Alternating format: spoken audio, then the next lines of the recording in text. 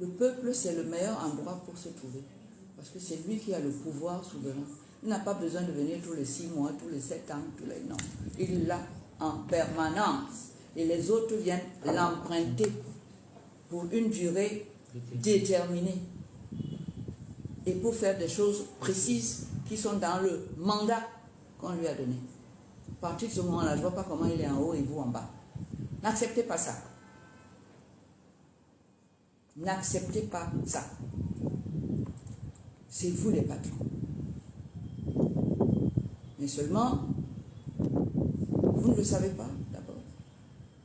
Et il vous a inculqué la peur pendant 43 ans. Vous avez peur de quelqu'un que vous avez nommé. Ouais. Le président peut avoir peur de son ministre. C'est lui qui les nomme. Je prends un exemple simple. Regardez le président. Quand il nomme les gens, c'est les gens qui tremblent ou bien c'est lui qui tremble? C'est pas lui qui tremble. Est-ce que c'est normal? Votre maman vous met au monde, c'est vous qui l'engueulez? C'est vous qui... Ou bien c'est l'inverse? C'est elle qui te chicote pour t'élever? Pas l'inverse. Tu n'as pas le droit de chicoter maman. C'est la même chose. Quel que soit ton âge. Ça c'est clair. Oui.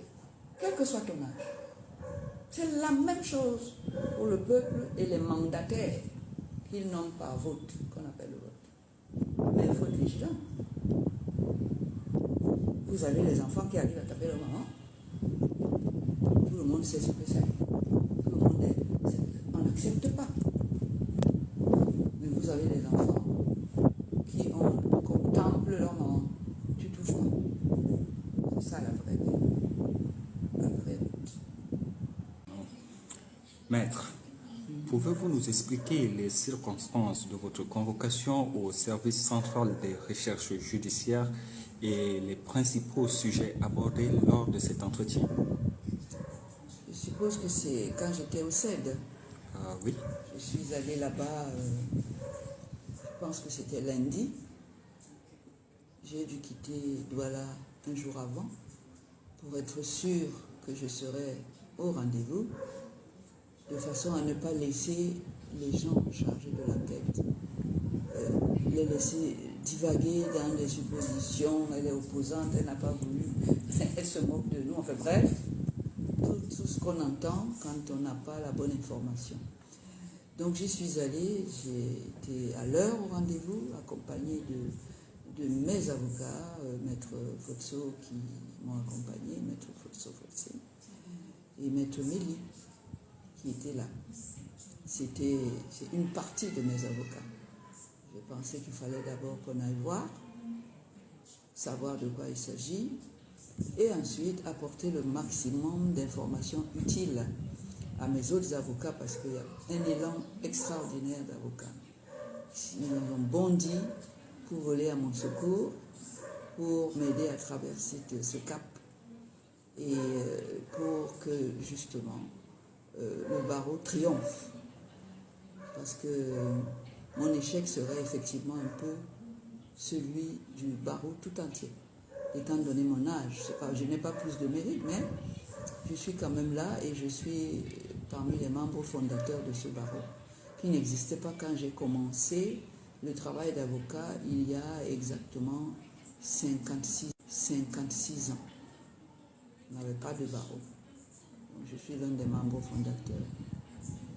Donc, je suis allée là-bas avec eux et on m'a posé beaucoup de questions. Je ne me souviens même pas de toutes.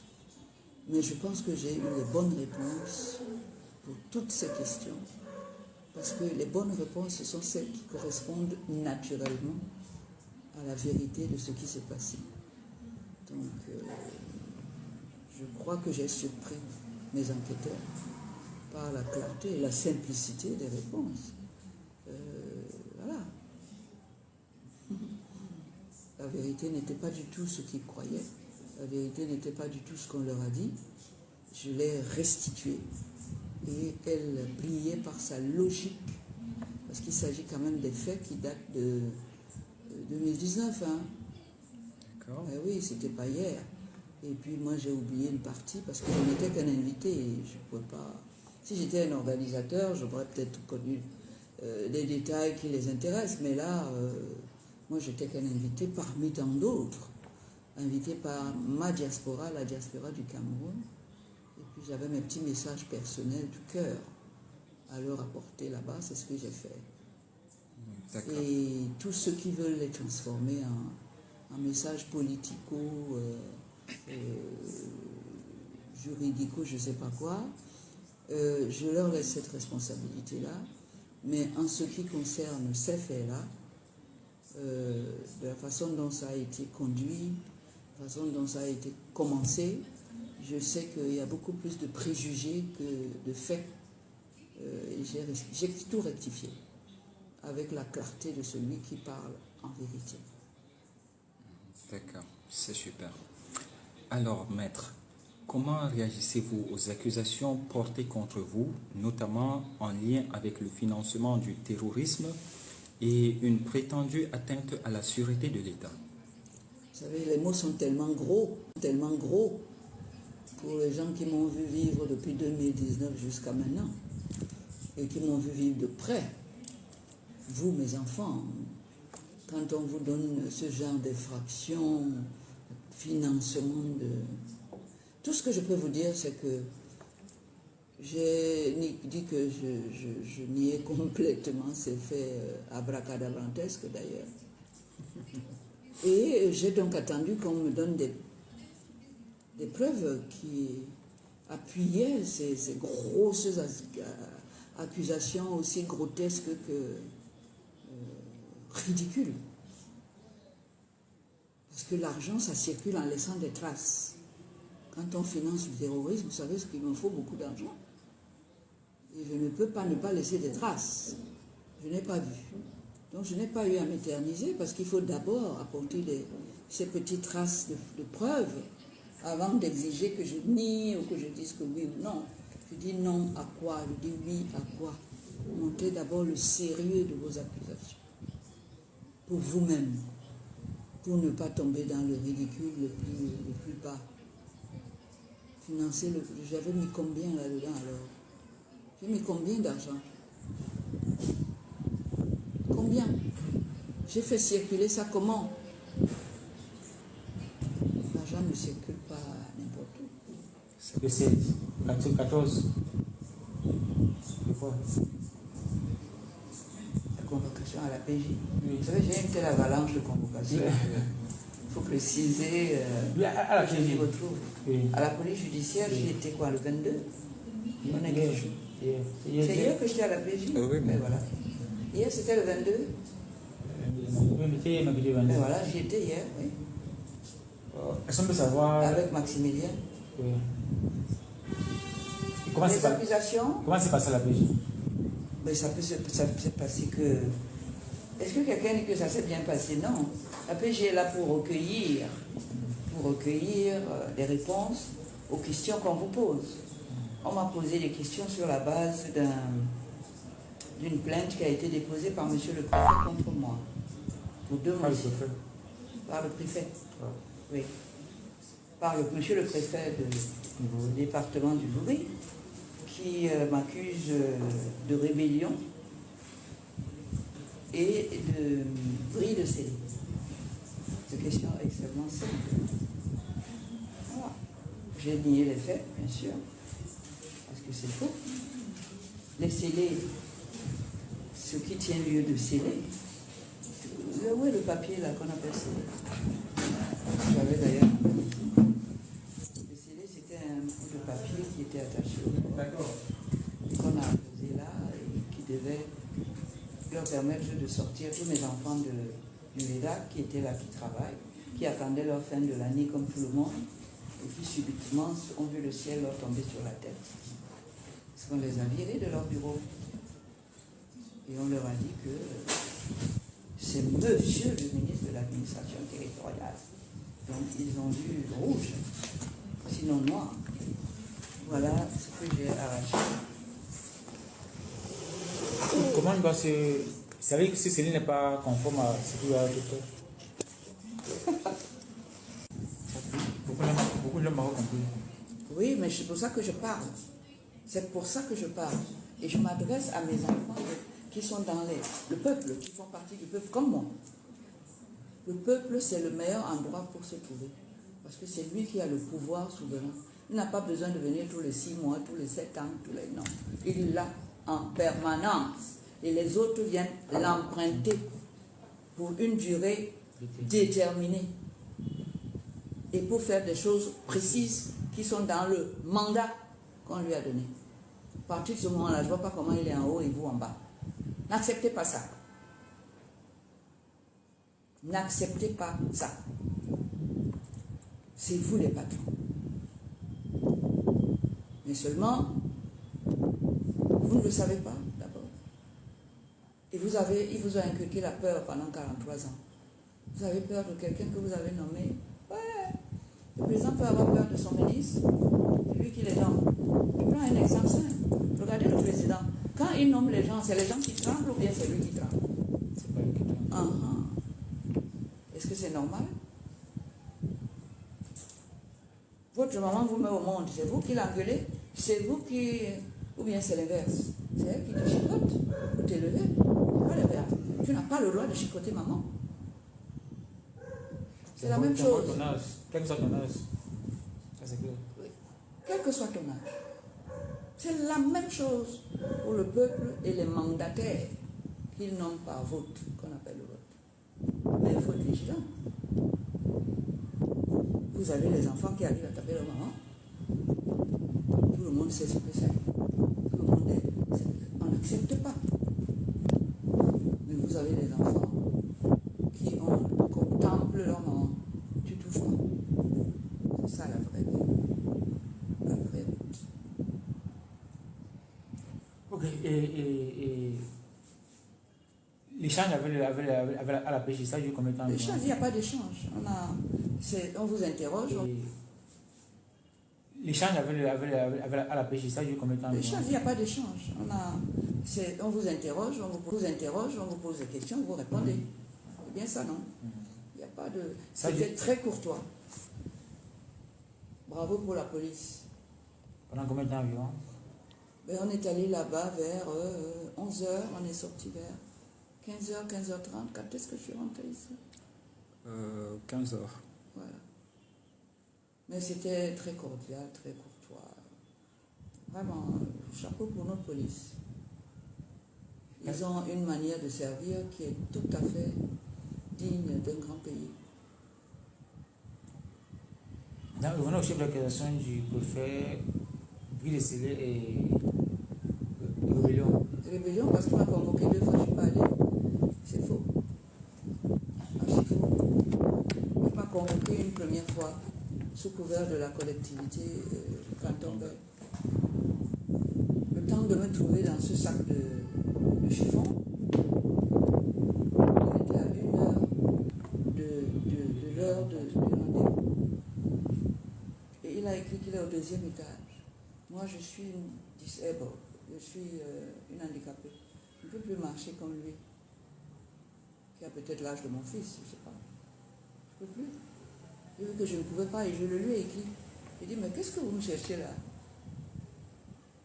Vous êtes sûr que vous êtes préfet de... Vous ne savez pas comment me trouver? Vous ne savez pas que je suis avocat?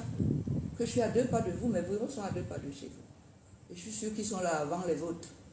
Vous ne savez pas comment m'envoyer une convocation? J'appartiens à une profession noble, profession d'avocat. Si vous m'aviez envoyé ça sous le couvert du procureur de la République, procureur général, j'aurais compris. Mais canton Bel, je ne peux pas venir. Ce n'est pas mon adresse. C'est pour ça que je ne suis pas allée. Je le lui ai écrit. Lui, à l'avenir, donnez-moi le temps. Moi, vous n'avez pas réussi à mettre tous les Camerounais au chômage. Je ne suis pas au chômage, moi. J'ai des engagements, j'ai un emploi du temps que je cherche. Donnez-moi le temps entre le moment où vous me convoquez et le moment où je dois venir. Même la Cour suprême prend cette précaution-là. Il vous dit, de telle date, vous venez tel jour.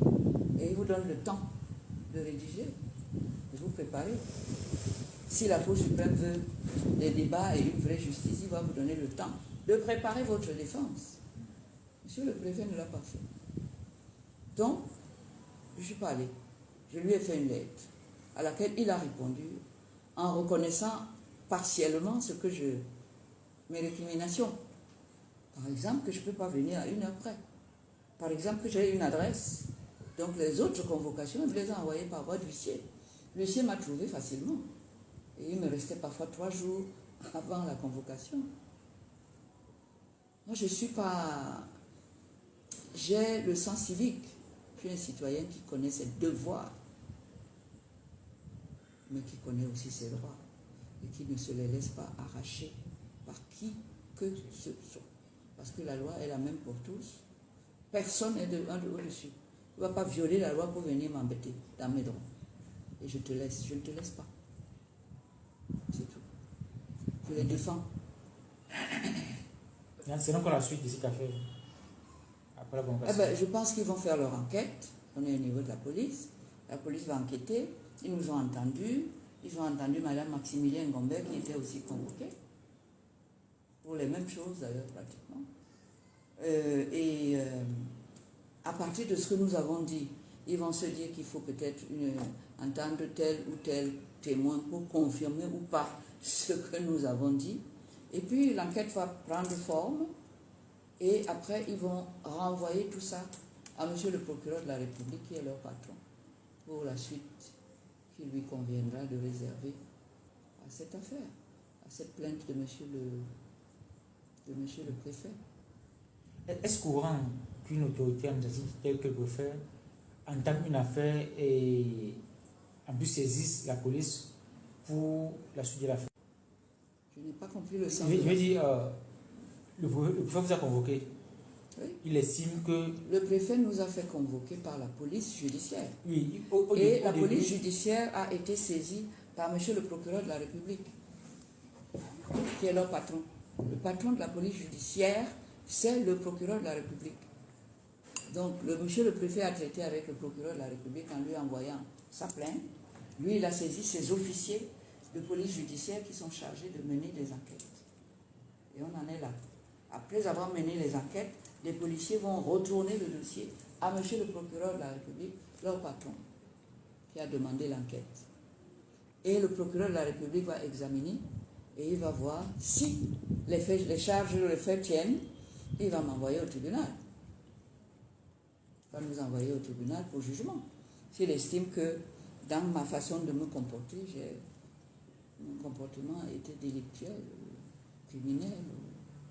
À ce moment-là, il va qualifier les faits et saisir le tribunal qui appréciera si ces faits peuvent me faire condamner conformément à la loi et notamment à l'article concernant la rébellion et l'article 191 qui concerne le bris de scellé. Et là, vous serez là. On va débattre publiquement, contradictoirement, avec mes avocats, contre monsieur le procureur de la République, et puis monsieur le préfet, on viendra tous au tribunal. Et là, on aura la loi entre nous. On verra qui... je suis sûr qu'il y aura beaucoup de monde d'ailleurs. Est-ce courant que le préfet, qu'une autorité administrative tel que le préfet, je veux dire, si le préfet vous a convoqué, il estime que vous n'êtes pas venu. Il a fait recours au procureur qui a saisi à son tour la PJ, qui vous a convoqué. Pour trouver une issue à la convocation initiale du préfet. Oui, c'est ça. Pour sanctionner le fait que... Pour sanctionner le fait que je n'ai pas déféré. Le préfet estime que vous n'avez pas déféré à sa convocation. Je veux dire, est-ce courant que le préfet fasse entre guillemets recours à la PJ ou au procureur pour gérer une affaire qu'il a lui-même commencé? Je n'ai jamais vu, mais bon, ça ne veut rien dire, pas parce que je n'ai pas vu. Je pense que le préfet n'a jamais trouvé quelqu'un qui lui dit: monsieur le préfet, convoquez-moi normalement, régulièrement.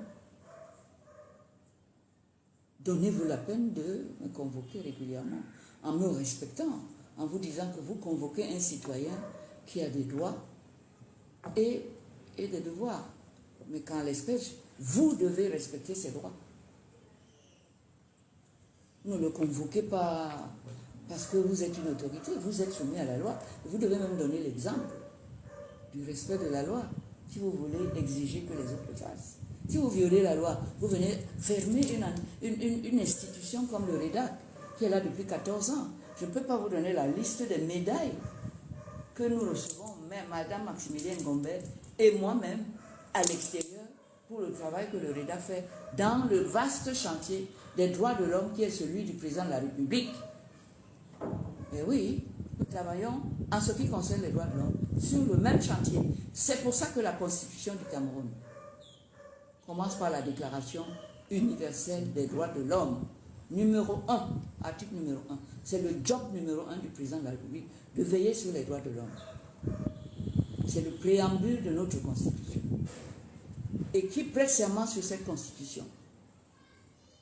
C'est le président de la République quand il est nouvellement élu. Et donc, il prête serment, c'est plus que la signature. C'est plus que les tampons. Il prête serment devant nous. Oui. C'est une cérémonie qui nous coûte cher d'ailleurs. C'est pour ensuite envoyer les sous-préfets, les préfets, embêter celui qui t'a mis là.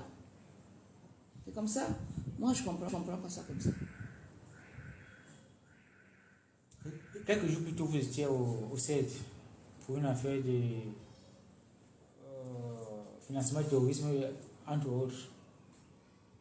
Est-ce qu'on peut voir en quelques mots ce qui s'est passé ce jour-là? Mais là aussi, j'ai expliqué.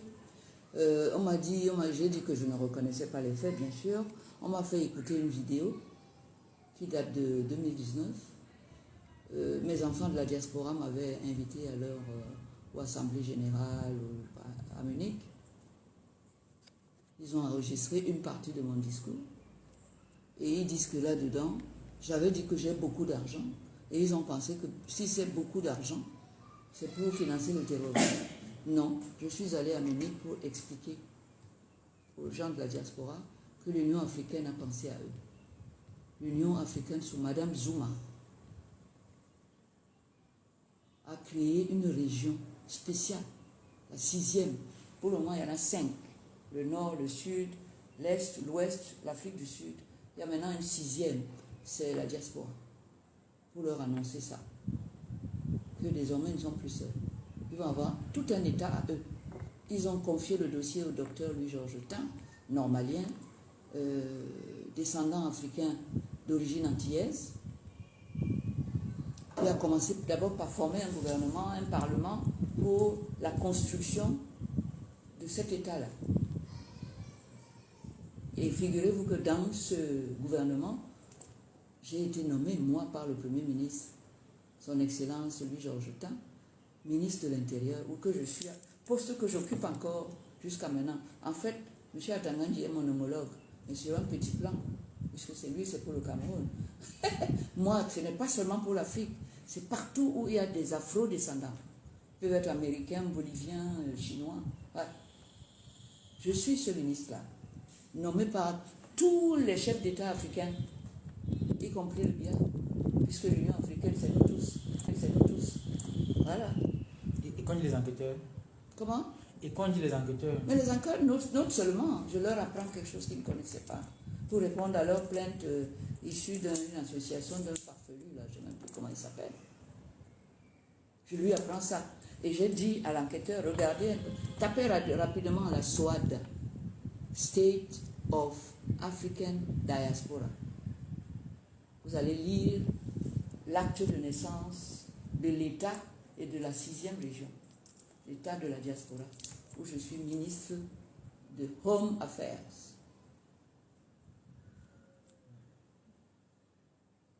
Là également, quelle est la suite probable à cette La suite probable, ils vont enfin vérifier ce que je dis.